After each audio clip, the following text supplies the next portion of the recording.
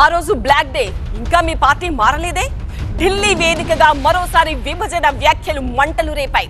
లోక్సభలో TDP MP లావు శ్రీకృష్ణదేవరాయలు చేసిన వ్యాఖ్యలపై తెలంగాణ నేతలు పార్టీలకు అతీతంగా కౌంటర్ ఇస్తున్నారు. The dates I can give you, sir, from 5th February to 18th February 2014. What happened during the session? There's a bill that was introduced in the parliament, sir.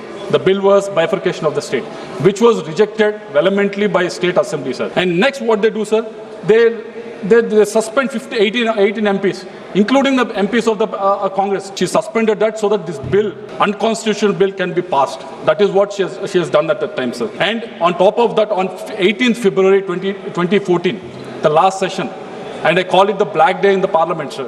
లావు శ్రీకృష్ణదేవరాయలు రాష్ట్ర విభజనపై చేసిన వ్యాఖ్యల్ని తీవ్రంగా ఖండించారు బీఆర్ఎస్ ఎంపీలు వద్దిరాజు రవిచంద్ర, కేఆర్ సురేష్ రెడ్డి.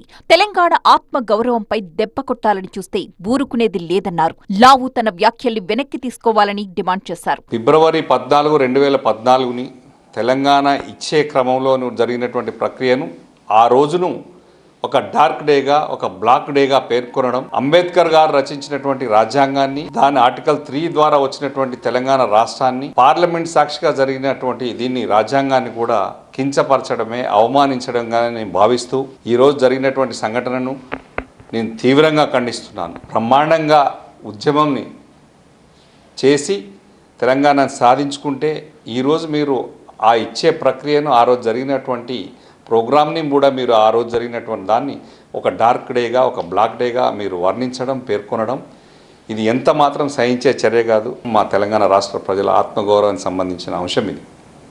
దీన్ని మేము party తరఫున తీవ్రంగా ఖండిస్తున్నాను. కాంగ్రెస్ ఎంపీలు కూడా లావు శ్రీకృష్ణదేవరాయలుపై ఫైర్ అయ్యారు.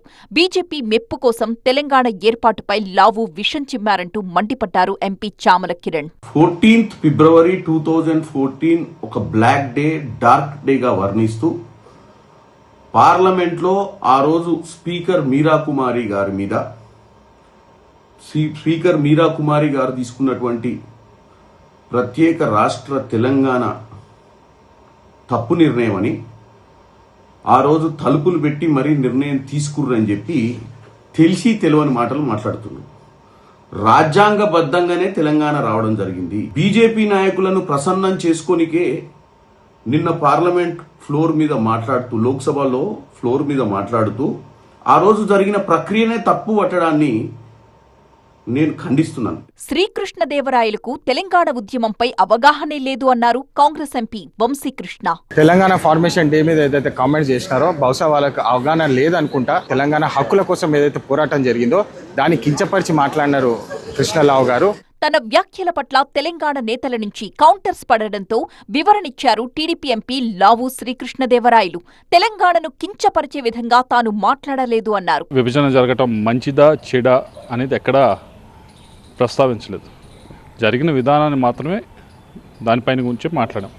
ఈరోజు తెలంగాణలో కొన్ని పార్టీలు, ముఖ్యంగా బీఆర్ఎస్ అయితే, వారికి ఆ సెంటిమెంట్ ఏదో మళ్ళీ రాజేయాలని ప్రయత్నిస్తూ ఉన్నారు.